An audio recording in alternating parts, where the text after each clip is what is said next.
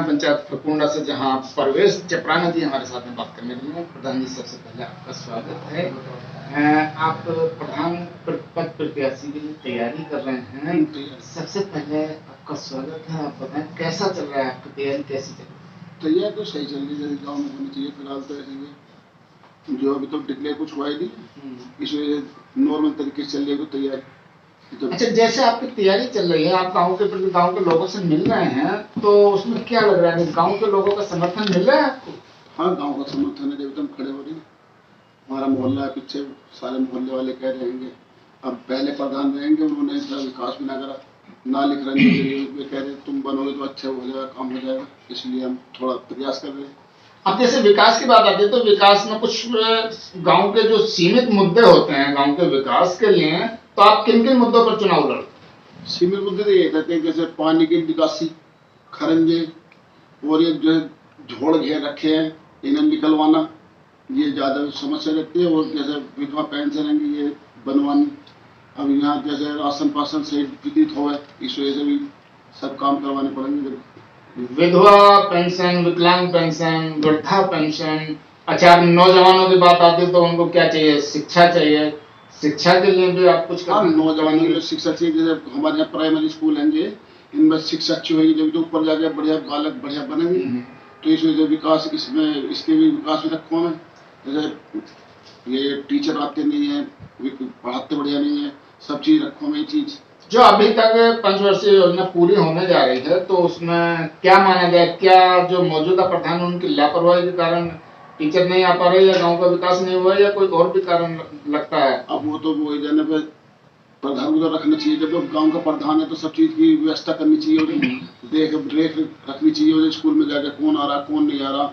अभी जितने आंगनबाड़ी सही काम कर रही है नहीं कर रही है तो उनके हुए नहीं। अब हम जब बनेंगे, जब हम सब चीज देखेंगे। अच्छा, गांव के लोग यदि आपको मौका देते हैं तो पहली प्राथमिकता क्या होगी आपकी, क्या करेंगे गांव में? सबसे पहली प्राथमिकता होगी मेरी एजुकेशन की। जो हमारे यहाँ जितने बच्चे प्राइवेट स्कूल में, सरकारी स्कूल में पढ़े, तो यही से शिक्षा लेवे, क्यों पैसा वेस्ट कर रहे हैं मतलब प्राइवेट स्कूलों में। और बाद में फिर ये खरंजे नाली की रहेगी, और भी बहुत सारे मुद्दे हैं। नाली खरंजे गांव के बहुत सारे मुद्दे हैं। तो किन किन मुद्दों को लेकर आप गांव में आप जा रहे हैं, गांव के लोगों से मिल रहे हैं, और गांव के लोगों का क्या रुझान बन रहा है उन मुद्दों पर? भाई मुद्दा तो यही रहेंगे, ज्यादा शिक्षा का होगा, खरंजे नाली के होंगे, और जैसे झोड़ घेर रखे, पानी की व्यवस्था कहीं भी नहीं है। अब कम से कम 4-5 गांव हमारे झोड़ हैं गाँव में, सब दबंगों ने घेर रखे। अब ये भी खाली होने चाहिए, जब तो पानी की समस्या खत्म होगी। कल गांव के लोग अगर आपको मौका देते हैं, आप जैसे अभी बताया दबंगों ने घेर रखी है, गांव के जोड़े जमीनें घेर रखी हैं, यदि आप उस पर काम करते हैं तो लोग आपके खिलाफ हो जाएंगे? नहीं, देखो जितने लोग बागों ने घेर रखा वही तो खिलाफ होंगे, बाकी तो कोई खिलाफ होने का ही नहीं है।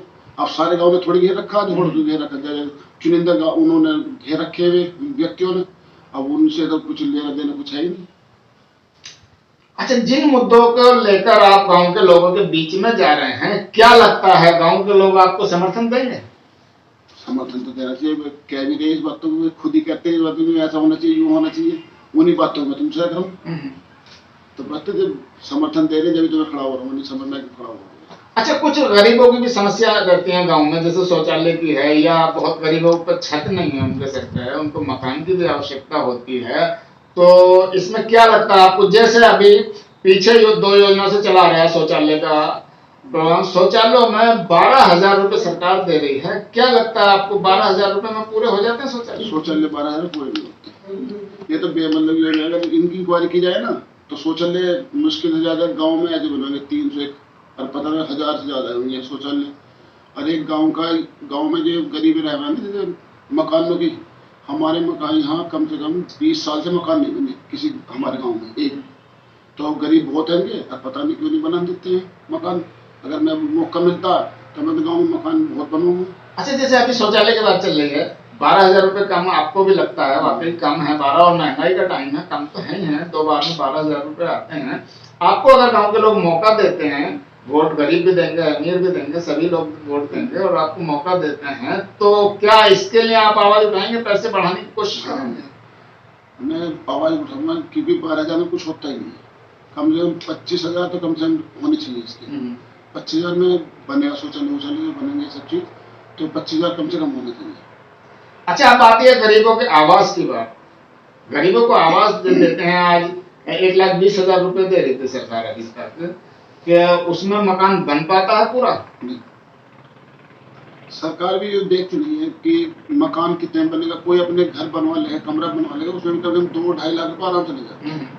अभी दे रहे 1,20,000 रुपए, तो इसमें कैसे बन जाएगा? अच्छा, वो गरीब लोग जो चाहते हैं कि भाई हम आपको अगर मौका दें और आप आपको चुनकर लाएंगे, प्रधान बनाएंगे, तो आप हमें आवास के लिए जरूर हमारे लिए कुछ करेंगे प्रयास, बिल्कुल। तो क्या पैसे बढ़ाने की बात आगे रखें? क्योंकि जगह जगह मीटिंग होती है, ब्लॉक में भी होती है, जिले में होती है, सूबे में होती है, तो आप अपनी आवाज उठाएंगे गरीबों के लिए? बिल्कुल आवाज उठाएंगे, मुख्यमंत्री तक पहुंचाएंगे इस आवाज को। यही तो जहाँ तक ये करेंगे इस बात को, हम हद तक आवाज पहुंचाएंगे इसकी। कम से कम 2.5 लाख होनी चाहिए।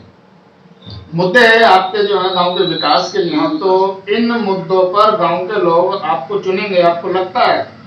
लगता तो है, जब मैं कहता रहता हूँ उनसे, तो ये कहते रहते हैं हाँ भी तेरी बात बढ़िया आएंगी, इसलिए हम तुझे चुनेंगे। अब गांव के प्रति जो भी मुद्दे और जो भी विकास की बात होती है, गांव के लोगों को बेहतर लगता है, तो कहीं ना कहीं गांव के लोगों को लगता है कि इस बार हम चपराना जी को अगर चुनकर लाते हैं तो हमारे लिए और हमारे गांव के विकास के लिए जरूर काम करेंगे। अब देखना होगा कि आने वाले समय में जनता किसको मौका दे।